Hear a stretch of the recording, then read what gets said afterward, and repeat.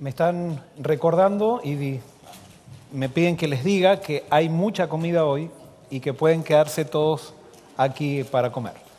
Así que no se hagan ningún problema.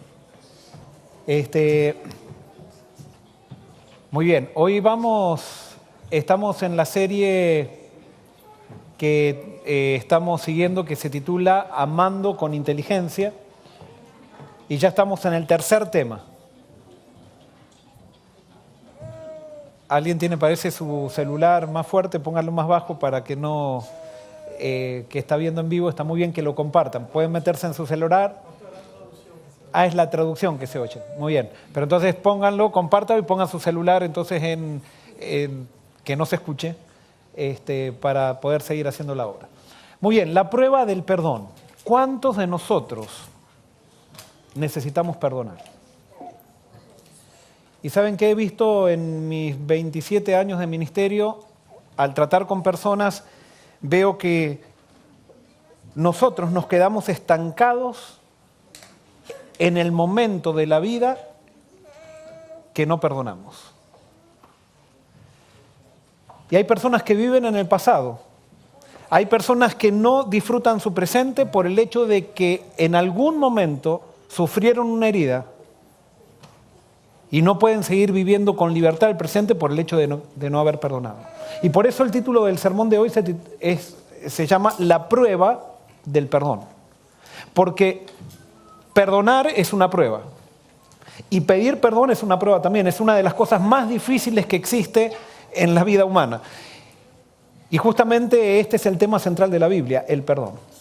Y por eso no vamos a agotar este tema hoy. Quizás tendríamos que hacer una serie sobre el perdón que dure 3 meses, pero espero que nos sirva de introducción para poder entender el plan de Dios para nosotros. Vamos a orar.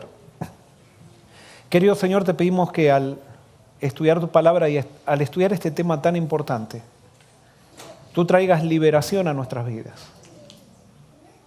Que podamos entender, Señor, quién eres tú, quiénes somos nosotros y cuál es el plan que tienes. Señor, danos sabiduría del cielo. Y esto te lo agradecemos porque tú prometiste que lo harías y te lo pedimos en el nombre de Jesús. Amén. Muy bien, vamos a comenzar estudiando una parábola que Jesús mencionó en Mateo 18, 23 al 35. Una parábola conocida, pero que hoy vamos a tratar de descubrir algunos aspectos nuevos o algunos aspectos que quizás no salen a la luz simplemente por el hecho de leerla. Mateo 18, 23 en adelante. Dice así: por lo cual el reino de los cielos es semejante a un rey que quiso hacer cuentas con sus siervos. Cuando comenzó a hacer cuentas, le fue presentado uno que le debía 10.000 talentos. A este, como no pudo pagar, ordenó su señor venderlo junto con su mujer e hijos y todo lo que tenía para que se le pagara la deuda. Entonces aquel siervo postrado le suplicaba diciendo: Señor, ten paciencia conmigo y yo te lo pagaré todo. El señor de aquel siervo, movido a misericordia, lo soltó y le perdonó la deuda. Pero saliendo aquel siervo, halló a uno de sus consiervos que le debía 100 denarios y agarrándolo, lo ahogaba diciendo: págame lo que me debes. Entonces su consiervo, postrándose a sus pies, le rogaba diciendo: ten paciencia conmigo y yo te lo pagaré todo. Pero él no quiso, sino que fue y lo echó en la cárcel hasta que pagara la deuda. Viendo sus consiervos lo que pasaba, se entristecieron mucho y fueron y refirieron a su señor todo lo que había pasado. Entonces, llamándolo su señor, le dijo: siervo malvado, toda aquella deuda te perdoné, porque me rogaste. ¿No debías tú también tener misericordia de tu consiervo, como yo tuve misericordia de ti? Entonces su señor, enojado, lo entregó a los verdugos hasta que pagara todo lo que debía. Muy bien, vamos a analizar cuáles son los personajes de esta parábola. Primero, está el rey. ¿A quién representa el rey? Muy bien, el rey representa a Dios. Segundo, está el deudor número 1. ¿A quién representa el deudor número 1? Muy bien, el deudor número 1 a nosotros. Después está el deudor número 2. ¿A quién representa el deudor número 2? Muy bien, a nuestro prójimo, a nuestro semejante. Ese es el deudor número 2. Después están los verdugos. ¿A quién representan los verdugos? Muy bien, a mi criterio, a Satanás o al diablo. Y después está la cárcel. ¿A qué representa la cárcel? ¿O qué representa la cárcel? Muy bien, el pecado, yo lo puse, podríamos discutir esto, pero yo puse que son nuestras actitudes. La cárcel son nuestras actitudes. Estos son los personajes. Ahora, ¿cuál es el problema en la parábola? ¿Cuál es el problema? Alrededor de ese problema gira la parábola. ¿Cuál es el problema? Muy bien, el problema son deudas. Hay 2 deudas que aparecen en la parábola. La primera deuda, quizás nosotros al leer y al estar en términos antiguos no podemos entender muy bien cuál es el valor de una deuda, pero estaba la primera deuda. ¿Y cuánto equivalía a la primera deuda que tenía el primer deudor con el rey? Bueno, de acuerdo a lo que entendemos, esta deuda era de $10 millones. O sea, Jesús, a propósito, pone una deuda tan grande. La deuda del segundo deudor, ¿a cuánto equivale? Muy bien, la deuda del segundo deudor equivale a unos $800. O sea, una deuda de $10 millones contra una deuda de $800. Y sobre este problema gira esta parábola, se desarrolla esta parábola. Ahora, el primer deudor, el centro de la parábola es el rey, el personaje central, pero el primer deudor es el otro personaje central, tiene un problema también. ¿Y cuál es el problema de este deudor? Vamos al verso 26, dice así: entonces aquel siervo postrado le suplicaba al rey diciendo: Señor, ten paciencia conmigo y yo te lo pagaré todo. ¿Cuál era el problema de este primer deudor? ¿Cuál era el problema? Muy bien, que no tenía el dinero, pero ¿saben qué? Para mí el problema del primer deudor era que él no podía medir la deuda que tenía. O sea, no tenía noción de la deuda que tenía. ¿Por qué? Porque él debía $10 millones y le dice al rey, le pide que le dé tiempo porque él, ¿qué va a hacer? Se la va a pagar.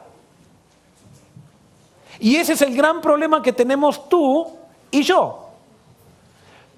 Nosotros tenemos, entre comillas, una deuda con Dios y muchas veces nosotros le pedimos a Dios tiempo, ¿para qué? Para pagar esa deuda, y pensamos que la vida cristiana consiste en pagar una deuda a Dios. Y es por eso que decimos: tengo que ir a la iglesia, tengo que dar el diezmo, tengo que hacer esto, tengo que hacer lo otro para Dios. Ese tengo me está diciendo que yo vivo para pagar una deuda.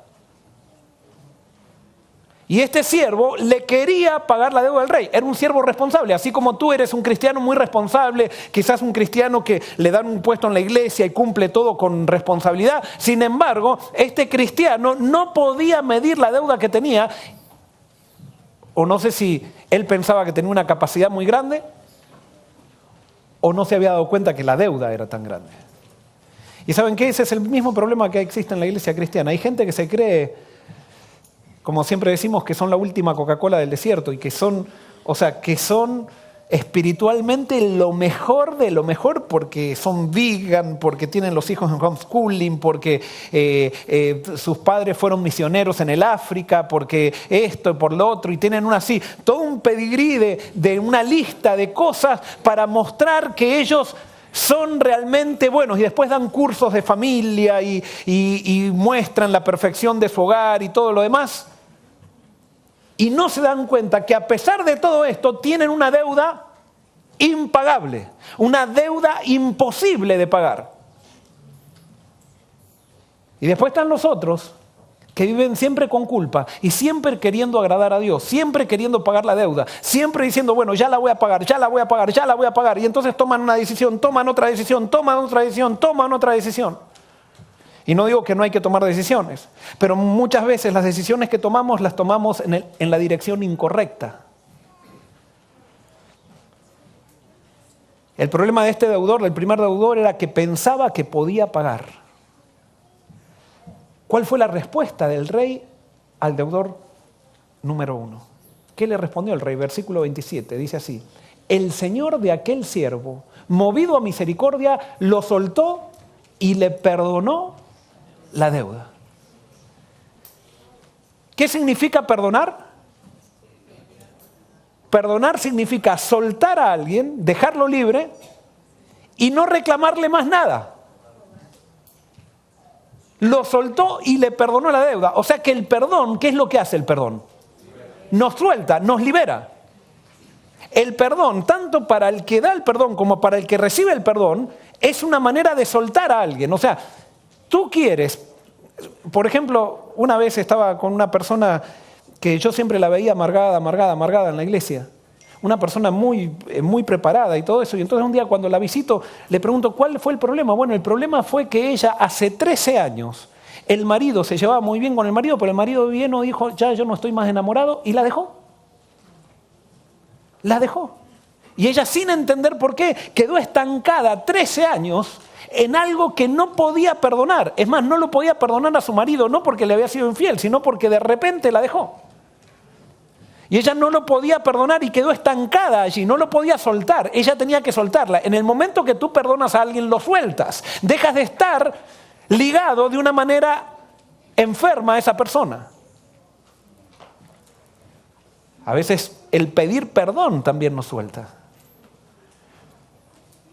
El rey lo soltó y lo perdonó. Hay un principio. El perdón nos libera, nos suelta, nos deja libres. Te hago una pregunta. ¿Tú eres una persona libre?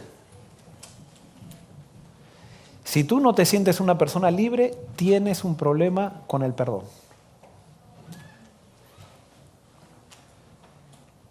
El problema del deudor 1 se agranda. Y vamos a ver por qué. Versículo 28. Pero saliendo aquel siervo, halló a uno de sus consiervos que le debía 100 denarios y agarrándolo lo ahogaba diciendo, págame lo que me debes. Se agranda el problema.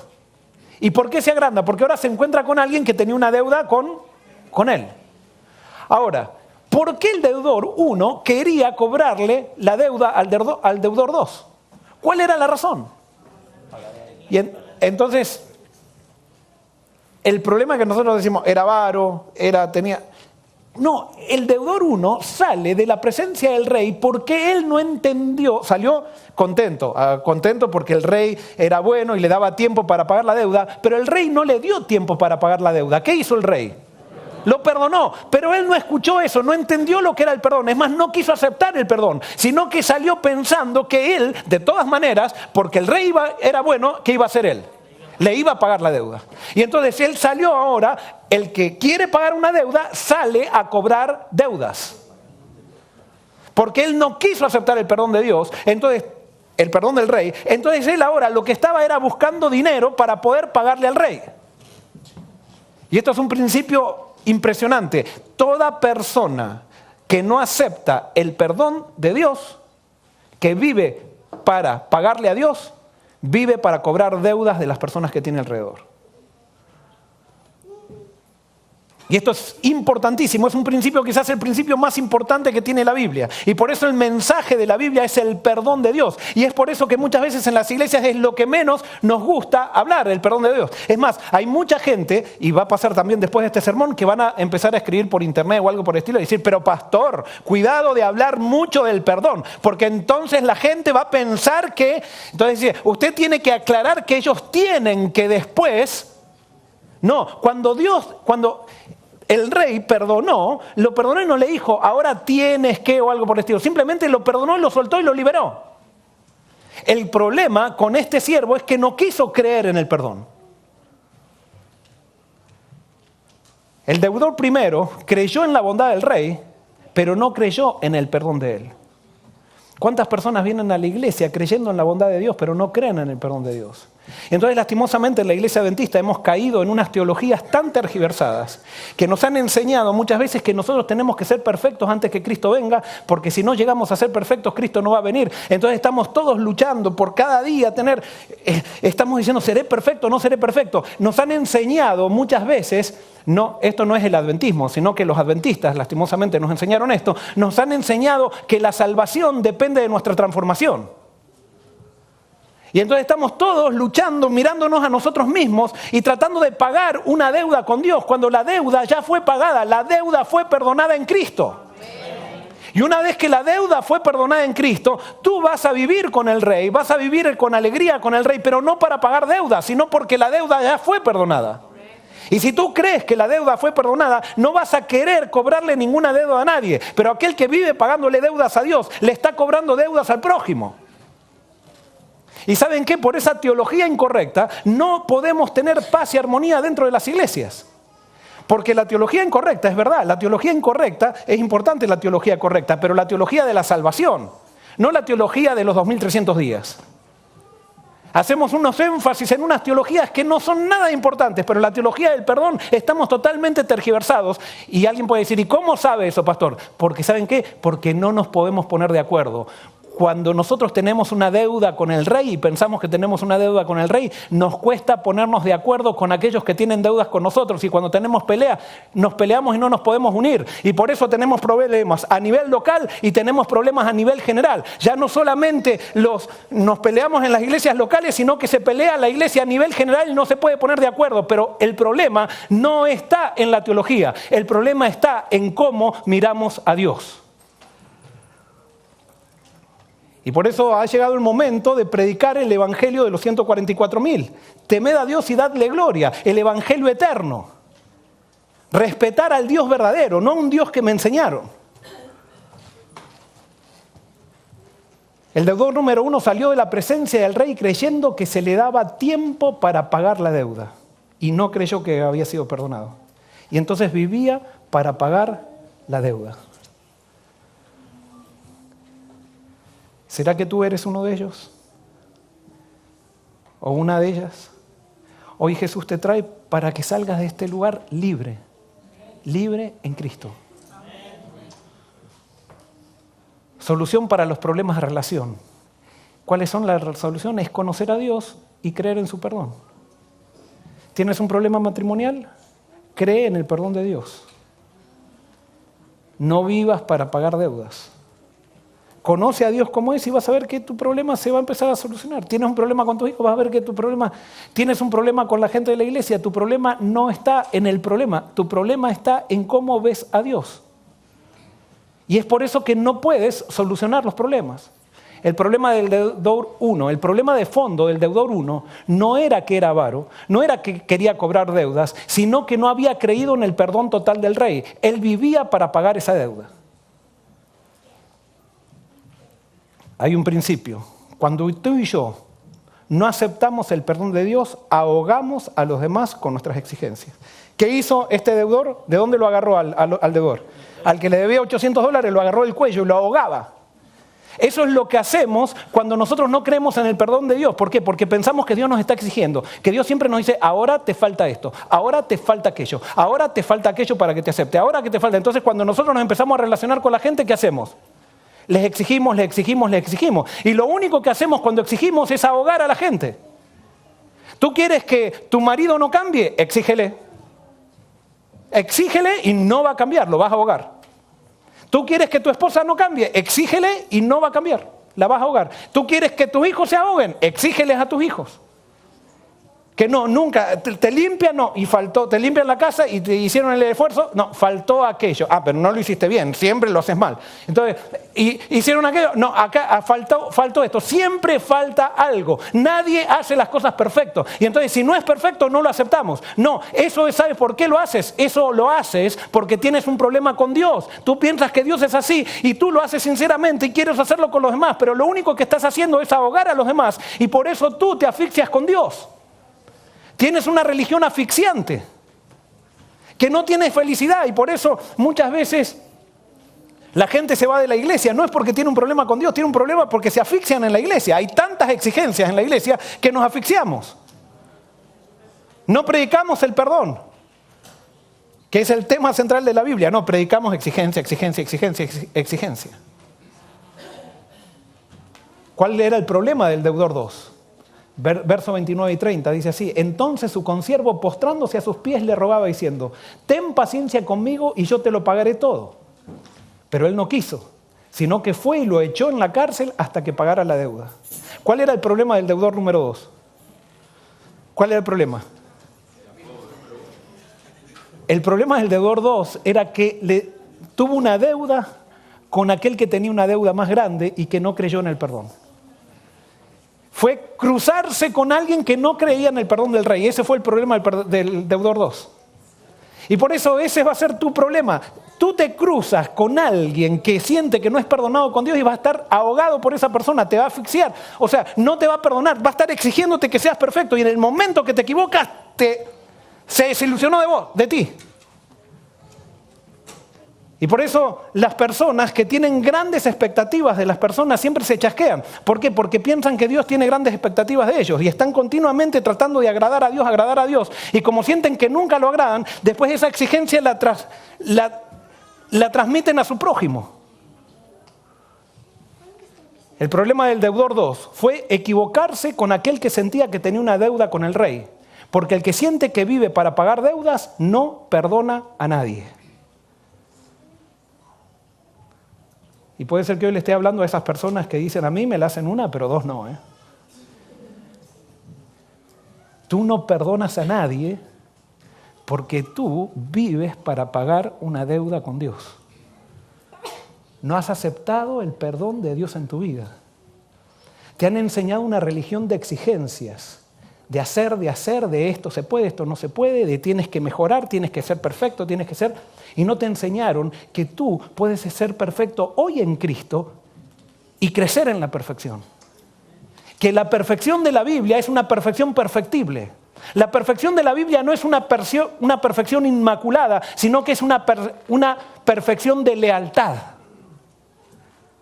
Lo que Dios me pide es que permanezca en Él, con lealtad. Y después Dios se va a encargar, pero en la medida que yo voy caminando con Dios, voy descubriendo errores, pero por esos errores Dios no me rechaza, simplemente me va haciendo crecer, pero yo ya estoy salvo, por un error no me pierdo. La salvación nuestra está en el pasado, no está en el futuro, está en el pasado. Y en el presente recibimos los beneficios de esa salvación si es que creemos en la palabra de Dios.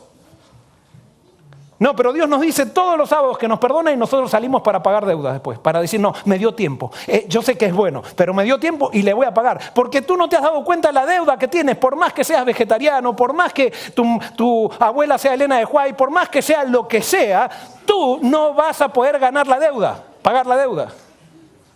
No la podemos pagar, nuestra deuda es imposible. Y por eso se comienza la vida cristiana no pagando una deuda, sino aceptando el perdón. Es allí que gira todo. Ahora la pregunta es, pero entonces si yo relacionándome, o sea, conociendo cómo Dios es, yo puedo solucionar mis problemas de relación, entonces ¿de dónde sacamos nuestras imágenes de Dios? Y acá entramos a una parte muy práctica y una parte muy dolorosa.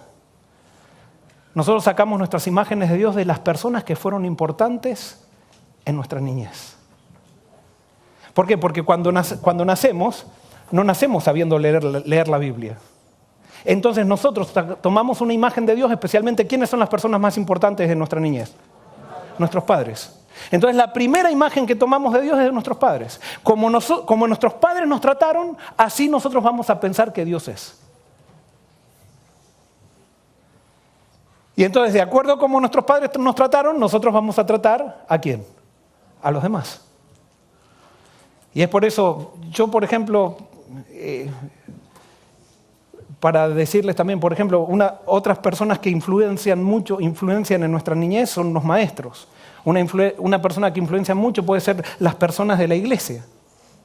Y yo cuando era chiquito era bastante tremendo. Era como esos chicos inquietos que yo veo acá en la iglesia que hay gente adulta que los mira y dice, ¿dónde están los padres de este chico tremendo que no se aguanta?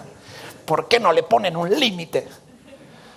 Y yo era uno de esos, era muy inquieto, no me aguantaba nadie me aguantaba. Es más, cuando yo iba a la casa de mis tíos, íbamos con mi familia a la casa de mis tíos que vivían en otro lado, mis tíos le decían a mis padres, tráiganos a Henry y a Mariel, a Mariel y Henry, que son mis hermanos mayores, y decían, pero al coso ese no lo traigan. Y entonces íbamos a las casas de mis tíos y yo me tenía que quedar con mi papá y mi mamá en la casa de mi abuela, pero no podía ir a la casa de mis tíos. Y eso para mí, o sea, gracias a Dios mis padres estaban conmigo. Por suerte mis padres no me decían el coso, pero eso tiene una influencia. Y cuando yo tenía 9 años tenía una maestra de manualidades, y ustedes saben que cuando uno hace manualidades, los chicos hacen cosas en equipo y se ayudan los unos al otro. Y a mí, yo tenía una debilidad muy grande por hablar. Hablaba todo el tiempo, o sea, todo el tiempo estaba hablando. Hablando y saltando, o sea, me movía mucho. Entonces, bueno, esa maestra continuamente me estaba teniendo que llamar la atención. Y parece que la maestra no entendía mi personalidad, no la entendía. O sea, porque yo tenía que ser como todas las nenas lindas así, y bien educaditas y todo eso. Y yo no era que era mal educado, pero no faltaba el respeto, pero era muy inquieto. Siempre estaba en el rincón, entonces llegó el último día y ella vino todo con un paquete grande de regalos. Y dice... bueno, dice, ese es el último día, estoy muy contenta de este año que hemos pasado con ustedes y vamos a empezar, traje un regalito para todos. Para todos traje un regalito. Y entonces todos, y todos contentos, y yo también contento. Dice, pero para 2 alumnos no traje ningún regalo. Joel y Daniel, para ustedes no hay regalo. Entonces iba pasando con una sonrisa y cuando llegó a Joel, para ti no hay, para allá. Porque para ella me había portado mal. Por suerte al otro amigo también, así que nos llorábamos juntos los dos, pero nos dimos consuelo. Pero eso me marcó, me dio un dolor tremendo.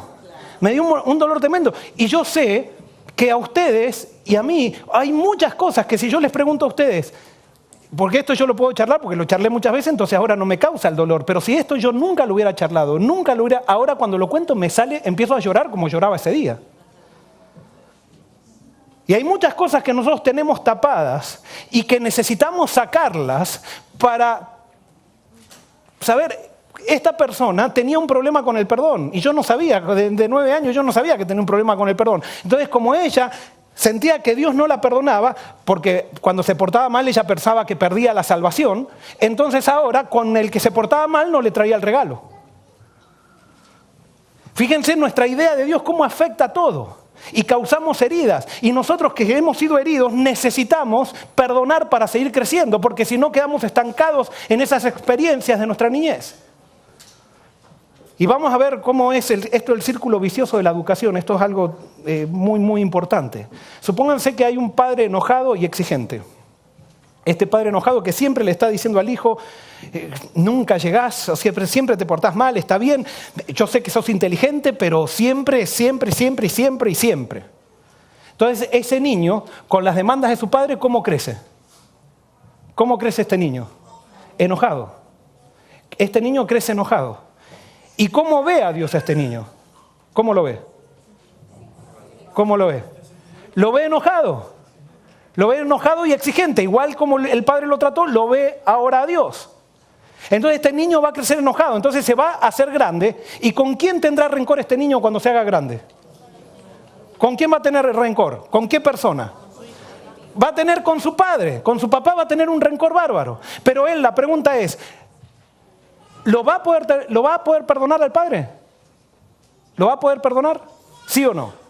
No lo va a poder perdonar. ¿Y por qué no lo va a poder perdonar? ¿Por qué? ¿Por qué no lo puede perdonar? Porque él tiene la idea, apareció la mujer también. ¿Por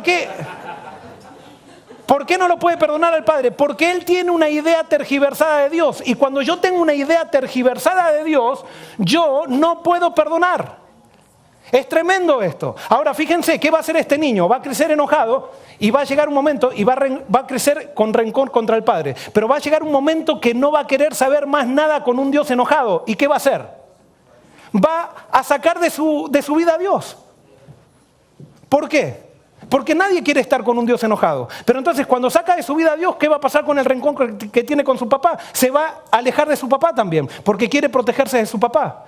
Y no lo va a poder perdonar a su papá porque él siente que Dios siempre está enojado con él, entonces él no va a poder perdonar. Porque vimos nosotros que el deudor no perdonaba porque no creía en el perdón de Dios, del rey. Es tremendo esto. Ahora pasamos, porque las mujeres no se salvan de esta tampoco. Está esta niña que tiene una madre gritona y exigente. ¿Cómo crece esta niña? ¿Cómo crece esta niña? Enojada. Enojada también crece. ¿Cómo crece esta niña y cómo ve a Dios? Lo ve a Dios enojado, gritón y exigente. Y entonces, ahora, esta niña entonces va a tener rencor. ¿Con quién se va a enojar esta niña? ¿Con quién va a tener rencor? Con la mamá. ¿La va a poder perdonar? No, no la va a poder perdonar por el hecho de que tiene un Dios enojado y un Dios exigente. Entonces no va a poder perdonar a la madre. Muchas veces los madres y los padres dicen, ay, no entiendo por qué mi hijo se fue de la iglesia. Es que le presentaste un Dios de reglas, un Dios de prohibiciones, un Dios de quitarle cosas, quitarle esto, te quito aquello, te quito lo otro, te quito lo otro. Y no quiere decir que todo el que se va de la iglesia, porque ya somos grandes cuando nos vamos de la iglesia y todo. Pero el problema muchas veces que tienen los jóvenes no está relacionado con Dios mismo, sino que está relacionado con el Dios que le mostraron, y especialmente con el Dios que le mostraron los padres.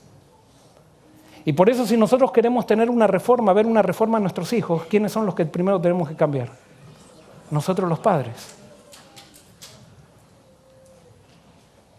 Esta niña no podrá perdonar porque tiene un Dios que no la perdona. Entonces ella tampoco podrá perdonar.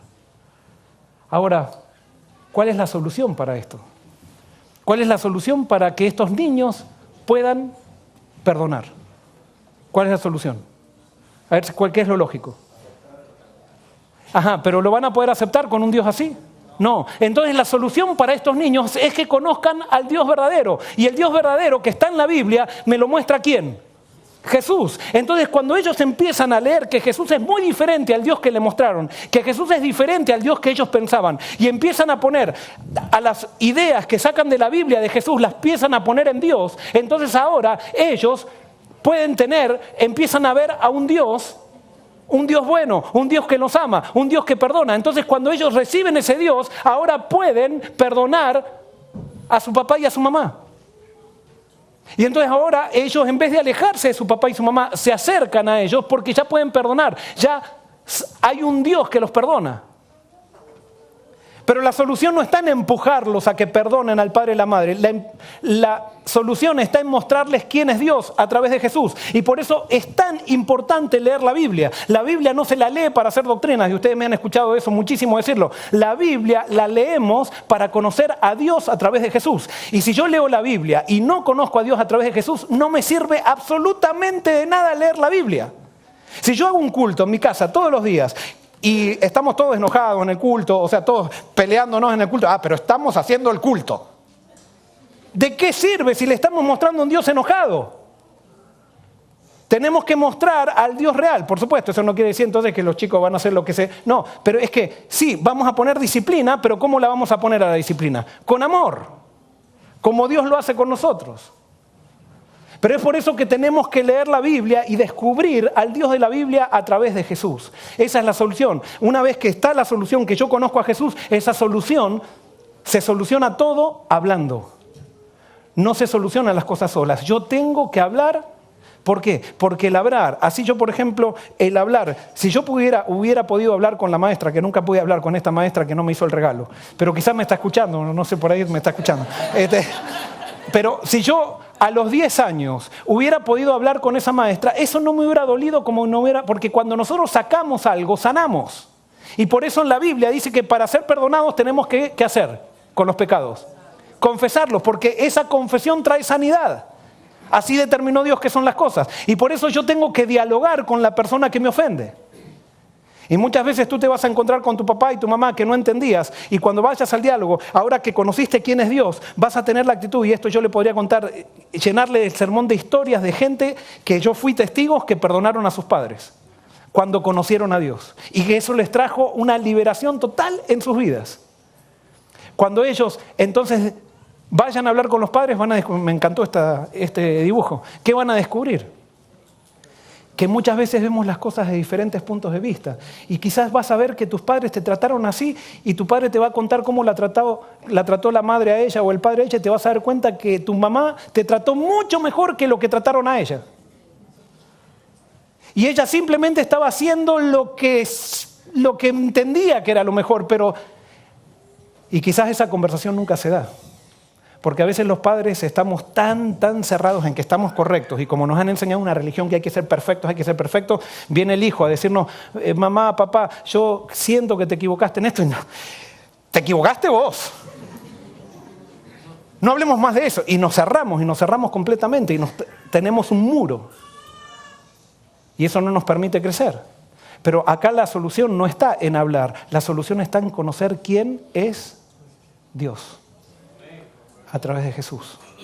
Y cuando yo empiezo a aplicar quién es Jesús a Dios, comienza a cambiar mi vida y comienza a cambiar mi manera de relacionarme con la gente. Por eso Jesús dijo en Mateo 5, 23 y 24, por tanto, si traes tu ofrenda al altar y allí te acuerdas de que tu hermano tiene algo contra ti, deja allí tu ofrenda delante del altar y anda, reconcíliate primero con tu hermano y entonces ven y presenta tu ofrenda. Nosotros el 9 de febrero vamos a tener una Santa Cena a las 5:30 de la tarde acá. ¿Qué tal? ¿Tienes un problema con alguien de la iglesia? Sigue el consejo. Y no esperes, si tú no te equivocaste, ve y habla con aquel que piensas que tiene un problema contigo. Habla. Pero primero, antes de hablar, ve y conoce a Dios a través de Jesús. Porque si no vas a hablar para exigirle a la persona. No, tú tienes que hablar para dejar libre a una persona, no para ahogarla más. Porque si tú tratas de cobrar deudas, no se van a quedar solos los que tú les cobras las deudas. Tú te vas a quedar solo, porque a nadie le gusta estar con alguien que cobra continuamente deudas. ¿Cuáles son las características del perdón de Dios? El perdón de Dios es relacional, no es legal. Esto es algo importantísimo. O sea, Dios te perdona con un objetivo. ¿Y cuál es ese objetivo? Relacionarse contigo. ¿Por qué? Porque hay gente que viene a la iglesia cristiana y dice, yo quiero que Dios me perdone, pero lo toma como legal. Dios me perdona, pero yo no me relaciono después con Dios. Me encanta aceptar el perdón de Cristo, pero no me quiero relacionar con Dios. No, si tú no quieres relacionarte con Dios, no aceptaste ningún perdón, porque el perdón tiene un objetivo relacional. No es simplemente te perdono legalmente, sino saco un obstáculo, o sea, te perdono, pero es porque me quiero entregar a ti, dice Dios. Y por eso el perdón es relacional, tiene un objetivo a largo plazo relacional. El perdón de Dios es incondicional y ofrecido aunque no haya arrepentimiento. Y te voy a decir algo, nuestro deber como cristianos, si somos seguidores de Cristo, es perdonar siempre. Es más, es incondicional, aunque no me pidan perdón, yo debo perdonar. Yo debo perdonar aunque mi marido se esté viviendo con la amante enfrente de mi casa. ¿Y sabes qué? Tú debes perdonar para liberarte tú. Porque si no vas a vivir no solamente enfrente de tu casa, sino a tu marido lo vas a ver hasta en la sopa si no lo perdonas. Y con la amante, no solo.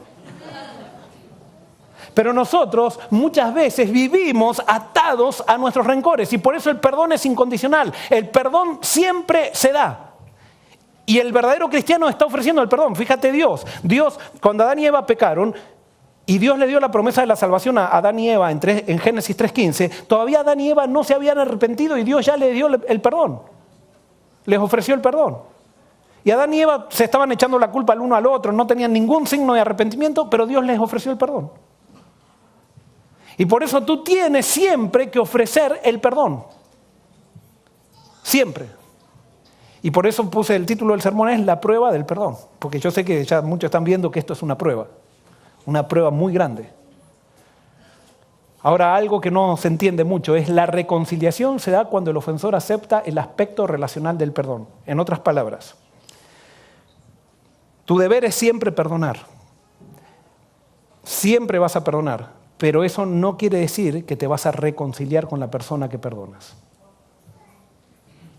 Tú te vas a reconciliar con la persona que perdonas si es que la persona quiere reconciliarse contigo.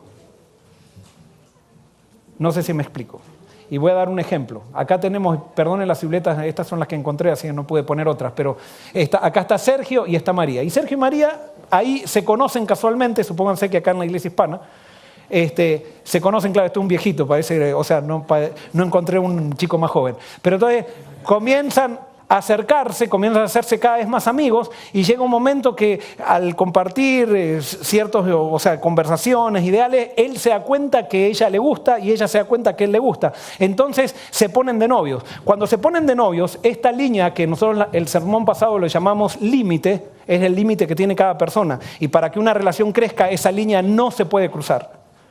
Pero entonces esa línea comienza a ser más flexible cuando se ponen de novios. ¿Por qué? Porque empiezan a compartir de novio con mi novia. Yo no comparto las mismas cosas que comparto con todas mis amigas. Y eso es algo que los inmaduros no lo entienden. Porque los inmaduros dicen, yo sigo teniendo la misma cantidad de... Y sigo con mi mejor amiga todavía hablando por teléfono 2 horas y con mi novia. Y entonces después se casan y siguen con la mejor amiga hablando...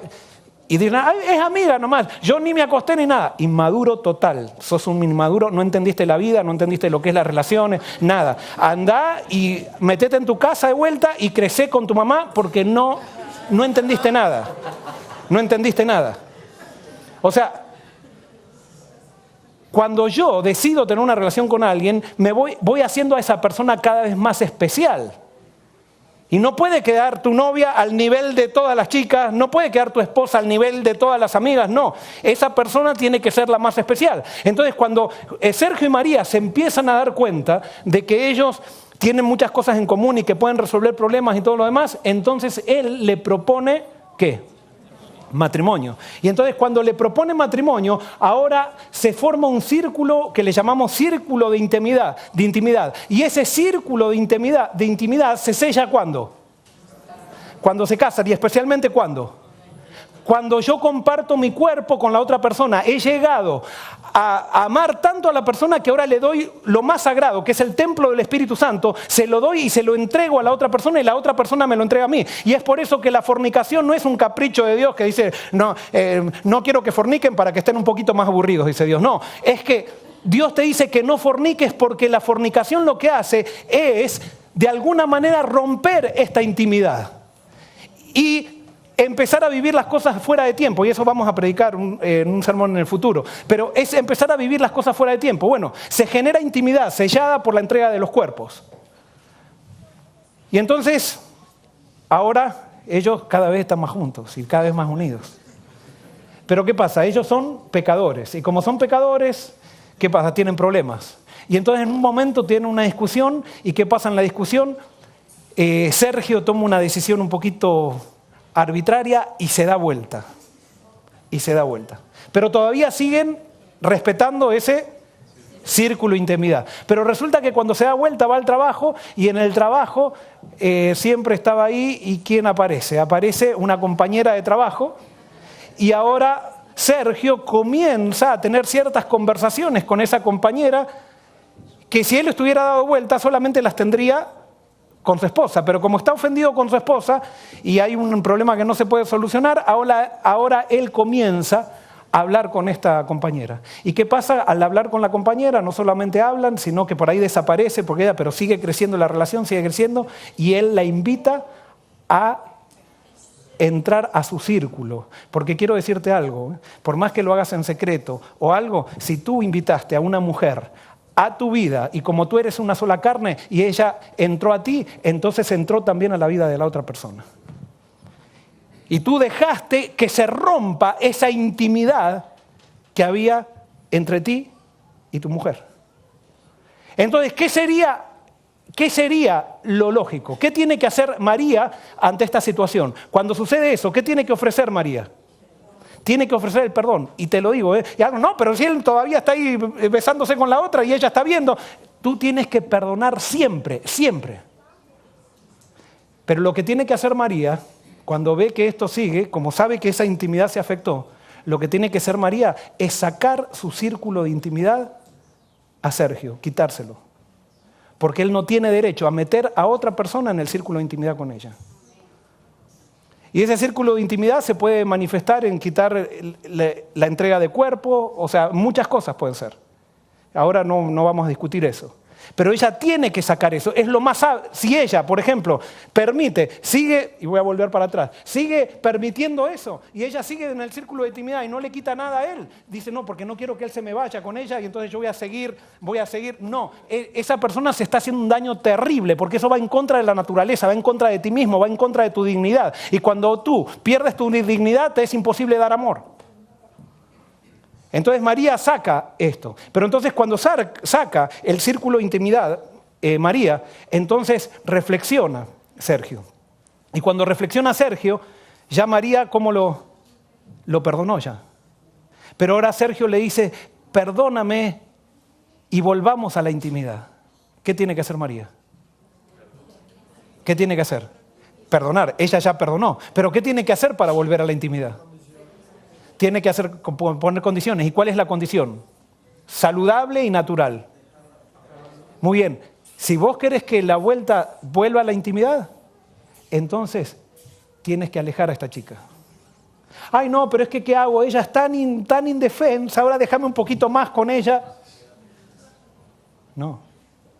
Y no solamente alejar a esa chica, sino que tiene que desaparecer, pero la chica va a querer aparecer de vuelta, porque ya ella formó un círculo de intimidad con él y entonces ella va a querer sacarle a él de ese círculo, o sea que ella ahora no quiere compartir, porque es interesante, todos queremos ser infieles, pero nadie quiere compartir su círculo de intimidad. Es algo, eso vamos a hablar cuando hablemos de la fornicación y eso, pero entonces María le tiene que decir, no, tiene que desaparecer antes de renovar la intimidad, tiene que desaparecer totalmente de la escena. Y si él está dispuesto a hacerlo, y esta es la mejor solución para ella, perdonar y reconciliarse. ¿Por qué? Porque el perdón siempre tiene un objetivo de reconciliación, pero la reconciliación no puede darse sin las condiciones, sin que se dé en las condiciones correctas. ¿Se entiende? Entonces cuando él saca de su vida, entonces ella restablece la intimidad y ese matrimonio ahora puede ser en Dios mejor todavía que antes. Si es que aprendieron. ¿Por qué? Porque cuando se hacen las cosas bien y se solucionan las cosas bien, se aprende. Y cuando se aprende se vive mejor. Y por eso Satanás nunca gana si tú haces las cosas como Dios quiere. Nunca gana. Pero hay personas hay Marías que siguen ahí toda la vida y siguen en el rencor, no perdonan, no quieren ni reconciliarse ni nada porque viven viviendo en su herida. Esas personas nunca se van a separar emocionalmente de la persona que los traicionó y van a seguir siendo heridas toda la vida. Porque el perdón nos libera a nosotros. Los mitos del perdón, si perdonas verdaderamente olvidarás. No, eso es mentira. Tú perdonas y después el perdonar te va a hacer actuar como si olvidaste. Si es que creces en la facultad de perdonar, pero nunca vas a olvidar. Otro mito es, si me perdonaste, no debes hablar más del asunto. Eso no. No, la persona herida necesita para sanar hablar. Ahora, si la persona quiere hablar para cobrar, después de haber perdonado y después de haberse reconciliado, para estar cobrando y decir, bueno, ahora porque hiciste esto, y eso lo vi yo una vez en una iglesia, un anciano de iglesia le había sido, ahora era anciano de iglesia, pero le había sido infiel a la esposa hace muchos años, y la esposa vivía para cobrarle esa infidelidad, todos los días se la cobraba, y lo tenía como un siervo. Y cuando él le manifestaba que esto no quería hacer, ella le recordaba su pasado, y al recordarle su pasado, él tenía que aflojar. ¿Con quién tenía un problema esa esposa? Con Dios. Y entonces hacía lo mismo que ella sentía que Dios hacía con ella. No, se deben hablar las cosas. Si perdonas, la herida desaparecerá. No, nunca. Una vez que tú fuiste herido, la herida vas a tener que andar con esa herida toda la vida. Y ese es uno de los grandes problemas, que muchas veces las personas no quieren aceptar que les hicieron una herida. Ellas dicen así, yo te perdono, pero o le dicen a Dios, yo voy a perdonar si me desaparece la herida. Eso nunca va a pasar.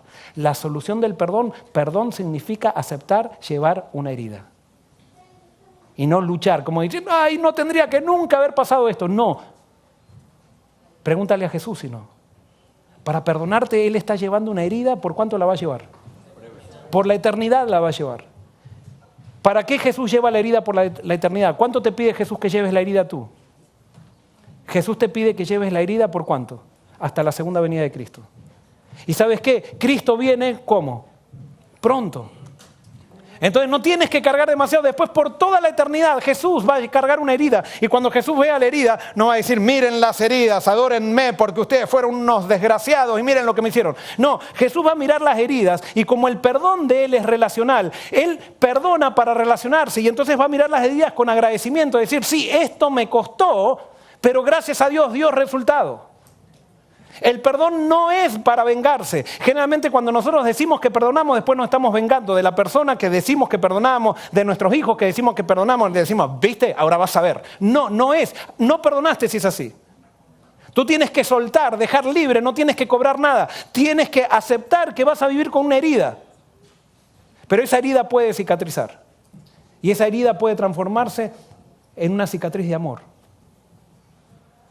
Perdonar es aceptar cargar con las consecuencias del acto del ofensor por toda la vida. Y si no aceptas, y mucha gente tiene problema con esto, no acepta la herida. Perdonar es aceptar llevar una herida. Y fíjense lo que dice Elena de White, no debemos pensar que a menos que confiesen su culpa los que nos han hecho daño, tenemos razón para no perdonarlos. Sin duda, es un deber humillar el corazón por el arrepentimiento y la confesión. Pero hemos de tener un espíritu compasivo hacia los que han pecado contra nosotros. Confiesen o no sus faltas. Esto es terrible. O sea, yo tengo que tener un espíritu compasivo ¿contra quién? No contra quién. Miren, hasta eso me sale. ¿Con quién tengo que tener un espíritu compasivo? Con aquel que me hizo un daño. Nosotros, ¿cómo tenemos un espíritu cómo? Combativo con aquel que nos hace un daño. No, dice, tienes que entender la vida. El que te hace un daño se está haciendo un daño a él. Sí, quizás te está hiriendo, pero el mayor daño se hace, el ofensor hace el mayor daño. Se hace a sí mismo el mayor daño. Y por eso tienes que tener compasión con esa persona. Pero nosotros combatimos a la persona que nos hace un daño. Con eso quedamos esclavos. Ahora viene Discurso Maestro de Jesucristo 97. Por mucho que nos hayan ofendido, no debemos pensar de continuo en los agravios que hemos sufrido, ni compadecernos de nosotros mismos por los daños. Así como esperamos que Dios perdone nuestras ofensas, debemos perdonar a todos los que nos han hecho mal. No debemos pensar de continuo en nuestros agravios, porque el gran problema es que nosotros le damos demasiada importancia a nuestros sentimientos. Y entonces cuando le damos demasiada importancia a nuestros sentimientos, agrandamos los problemas y no los podemos resolver.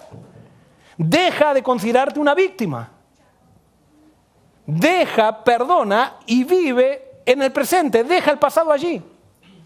Y vive para el futuro. Pero para eso entonces tienes que ver cómo Dios te perdonó a ti. Que tu deuda y la mía es de $10 millones que nunca la vamos a poder pagar. Y que Dios no nos dijo, te voy a dar tiempo para que la pagues, sino que hizo Dios, me perdonó. Perdonar es otorgar libre absolución por una herida. Es aceptar vivir con la herida de por vida. Es abandonar todo pedido de compensación y es dejar de sentir resentimiento. Y acá viene ¿y cómo puedo dejar de sentir resentimiento? ¿Qué es el resentimiento? El resentimiento es como ingerir veneno y esperar que otra persona muera. Eso es lo que hace el resentimiento. El resentimiento, o sea, cuando nos resistimos a perdonar, desarrollamos amor por el odio y terminamos odiando al amor. Y eso lo he visto aconsejando. Hay personas que están empecinadas en odiar a aquel o aquella que les hizo daño. Y terminan odiando al amor y amando al odio. Y viven esclavas de sí mismos. Esta frase me encantó. Cuando perdonamos genuinamente, liberamos a un prisionero y luego descubrimos que el prisionero que libramos éramos nosotros. Perdonar es una liberación de ti mismo y tú necesitas perdonar. Y si te cuesta tanto perdonar, es porque todavía no entendiste quién es Dios. Hay un principio. Cuando alimentas un rencor interminablemente, cuando lo atiendes y lo tratas, cuando lo acaricias y lo irritas por prestarle demasiada atención, entonces tu mente se pervierte. Y muchas de las iglesias están llenas de gente con la mente pervertida. Gente llena de rencor. Gente llena de odios del pasado. Evalúa el porqué de tu dolor. Suponte que ahora estás viviendo un dolor demasiado grande que no puedes superar. Bueno, cuando la pérdida de algo nos causa un dolor que pareciera que no tenemos consuelo, es la evidencia que lo que perdimos estaba ocupando el lugar de Dios. Y si esa pérdida nos causó una herida, es una herida bendita, porque nos está asegurando la entrada al cielo. No debes hacerle caso tanto a tu dolor. Y termina la parábola diciendo, viendo sus consiervos lo que pasaba, se estremecieron mucho y fueron refiriendo a su señor todo lo que había pasado. Entonces llamándolo su señor le dijo, siervo malvado, toda aquella deuda te perdoné porque me rogaste. ¿No debías tú también tener misericordia de tu consiervo como yo tuve misericordia de ti? Entonces su señor enojado lo entregó a los verdugos hasta que pagara todo lo que debía. ¿Se acuerdan que nosotros decíamos que en la Biblia Dios no castiga? Dios nos entrega a los verdugos. ¿Quién es el verdugo? Satanás. ¿Tú no quieres aceptar el perdón de Dios? Porque acá no es que tienes que perdonar, sino que tienes que aceptar el perdón de Dios. Y cuando aceptes el perdón de Dios se te va a hacer fácil perdonar. Pero entonces Él te va a entregar a los verdugos. Te va a entregar, vas a entrar en la cárcel de tus actitudes, tu manera de pensar equivocada. Y vas a estar ahogando a toda la gente que está alrededor tuyo porque no quieres creer en el perdón gratuito de Dios. No quieres creer que tú y yo tenemos una deuda impagable, por más que hayamos sido adventistas de cuna. Y que esa deuda Dios nos la perdonó sin exigirnos nada. Conclusión. Venid a mí, dice Jesús, todos los que estáis trabajados y cargados, y yo os haré descansar. Llevad mi yugo sobre vosotros y aprended de mí, que soy manso y humilde de corazón, y hallaréis descanso para vuestras almas. Cuando tú no perdonas, no tienes descanso. Estás trabajado y cargado. Y Jesús dice, ven a mí, conóceme. Yo soy manso. Y quiero terminar, perdonen, hoy fue un poquito largo, pero quiero terminar contándoles esto. Yo estaba en Atlanta y resulta que me llamaron por teléfono y me dijeron que la cónsul de Honduras tenía a la madre muy enferma en el hospital y que había pedido a ciertos párrocos que vayan a visitarla y que los párrocos le estaban cobrando. Y que, entonces dice, pastor, me dice, yo soy amigo de ella y ella no tiene nadie que la vaya a visitar y apoyar. ¿Usted iría? Le digo, está bien, dame la dirección y el teléfono. Entonces fui. Y cuando llego, estaba la cónsul de Honduras y estaba con su mamá, que estaba con una máscara de oxígeno. Estaba allí en el... Y entonces le pregunto de qué, dice, no, esta es mi mamá, dice, pero estoy pasando por una lucha ya, hace un año ella está en casa, pero hace 3 meses que entran en coma, la traemos al hospital y pasan 3 días y se recupera, de repente se recupera. Y la llevo a la casa de vuelta y cuando estamos en la casa pasan 3 semanas, 4 semanas, entra en coma de vuelta, la traemos al hospital, está 3 días, 4 días y sale de vuelta. Y esta es la 3ª vez ya. Dicen, no sé qué es lo que pasa, no sabemos qué es lo que tiene, no sabemos qué. Y entonces le digo, contame un poco cómo fue la relación con tu mamá. Entonces ella me empezó a mostrar y me hablaba mucho de ella, de que lo buena hija que había sido, que esto, que lo otro. Y cuando alguien hace demasiado énfasis en lo buen hijo que fue, hay un problema. ¿Cuál era el problema? ¿Por qué ella necesitaba hablar que era una buena hija? Tenía un huequito. ¿Ah? Tenía un huequito por ahí. ¿Y cuál era el huequito? Su mamá era el hueco que le había hecho sentir que no era una hija y entonces que tenía que estar continuamente pagando una deuda. Entonces nunca alcanzaba a la exigencia de la mamá. Y entonces cuando ella estaba hablando de eso me empecé a dar cuenta que había algo y le digo, pero ¿te llevaste bien con tu mamá? Bueno, y entonces ella siempre me decía, yo siempre la quise, siempre la amé. Y cuando te dicen yo siempre la quise, te está diciendo... contame un poco más. Y entonces le pregunto, ¿vos tenés un resentimiento con tu mamá? Bueno, lo que pasa es que ella realmente siempre prefirió a mi hermana. Y ahí entonces, y le empecé a hacer preguntas sobre eso, y cuando empecé a hacer preguntas sobre eso, ¿qué empezó a hacer ella? A llorar. ¿Por qué empezó a llorar? Porque ella nunca había hablado de eso, y eso, cuando tú no hablas de un problema que viviste, que te causó dolor, lo guardas allí, y hasta que no sale, tú lo sigues disimulando con iras, con enojos, que explotas por ahí, que estás con tus hijos y explota. Y tú dices, ¿y por qué exploté por esto? Y explotaste, o sea, el hijo rompió un florero y no era para explotar así como explotaste y tú explotaste y tú no sabes. Y tú a veces dices, ¿estoy loca? ¿Qué es lo que me pasa? No, y es que tienes un montón de dolor allí acumulado y que está presionando allí. Entonces ella saca eso y empieza a sacar, y entonces me empieza a contar cosas de la madre que realmente eran terribles esas cosas. Terribles. Y entonces ella, claro, para pagar la deuda con su mamá, para mostrarle que era buena, porque la madre siempre le exigía, la tuvo un año cambiándole los pañales y todo eso, y entonces ahora ella se subía por encima y decía, yo soy la mejor hija, ¿vieron? La preferida no vino y no estuvo, pero yo estuve. Muchas veces cuando vemos gente demasiado servicial, no es que sean serviciales, están pagando una deuda. Y no sienten liberación con ese servicio, están pagando una deuda. Y entonces, en determinado momento, después que ella sacó todo eso, le digo, escúchame, ¿vos la perdonaste a tu mamá? No sé.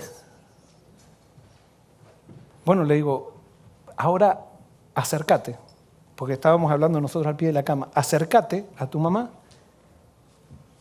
y decirle, si querés, yo te aconsejo, que la perdonás. Que la perdonás. ¿Estás decidida a perdonarla? Yo creo que tenés que perdonarla, es lo mejor para vos. Y se acercó así medio con miedo a la madre y le empezó a decir, mamá, ¿te acordás aquello?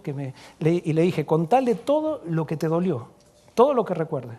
Y le empezó a hablar en el oído y la empezó, a medida que le iba contando, la empezaba a acariciar, la empezaba... ¿Qué pasaba? Se empezó a acercar a la madre. Ya no la estaba sirviendo para pagar algo, no, ahora estaba siendo sincera. Y entonces le empezó a hacer caricias mientras le hablaba. Y bueno, le dijo, mami, te perdono por esto, te perdono por aquello, por esto que me hiciste, porque vos hiciste diferencia con mi hermana. Y cuando termina eso, le digo, bueno, ahora a fulana, le digo, vos tenés que pedirle perdón a tu mamá por algo. Bueno, es que ella, pero vos no te equivocaste también con ella. Aunque ella se equivocó con vos, ¿vos no te equivocaste con ella? Y sí. Le digo, bueno, ahora pedile perdón y específicamente decirle por qué le pedís perdón. Entonces ella empezó a recordar y se acercó nuevamente al oído de la madre y la acariciaba cada vez más. Y le decía, y lloraba, y le decía, mami, te pido perdón porque yo te contesté mal, te tiré la escoba cuando era chica, que esto, que lo otro. Y todo un montón de cosas que el Espíritu Santo venía atrayendo a su mente. Cuando ella le pidió perdón por todo y ella no sabía si la madre lo perdonaba, pero ella entendía que ella la había perdonado, entonces entendía ahora, cuando tú perdonas, aceptas que otro te perdone también. Terminó y le dije, bueno, fulana, vamos a hacer una oración. Comencé a orar y dije, en el nombre de Jesús, amén, y la madre dejó de respirar.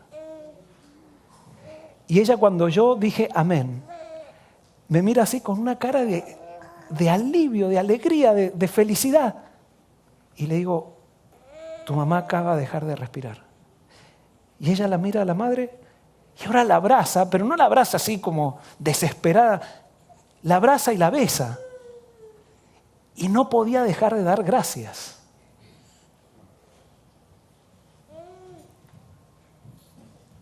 Si la madre hubiera muerto ahí sin haber hecho eso, yo les aseguro que ella hubiera llorado y tirado arriba del cuerpo. ¿Por qué?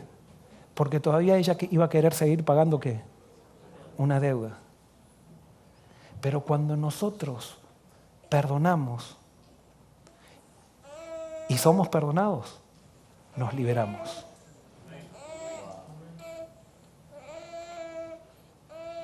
Cuando perdonamos genuinamente, liberamos a un prisionero y luego descubrimos que el prisionero que liberamos éramos nosotros. En el nombre de Jesús, hoy te invito a que conozcas quién es Jesús para que puedas perdonar y puedas ser libre. Que Dios te bendiga. Vamos a terminar cantando nuestro canto lema, ama. Nos ponemos de pie.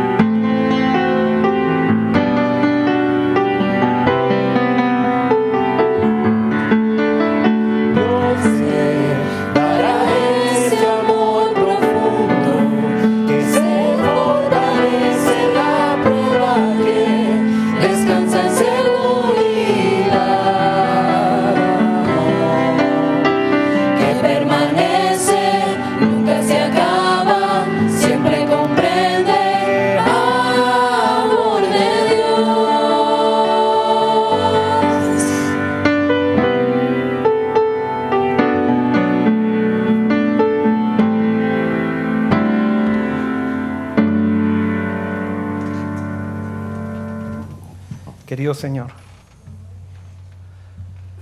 ayúdanos a entender quién eres tú y lo que hiciste con nosotros.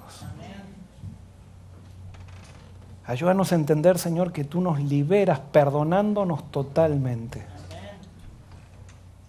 Que no necesitamos pagar ninguna deuda contigo si es que hoy aceptamos a Jesús.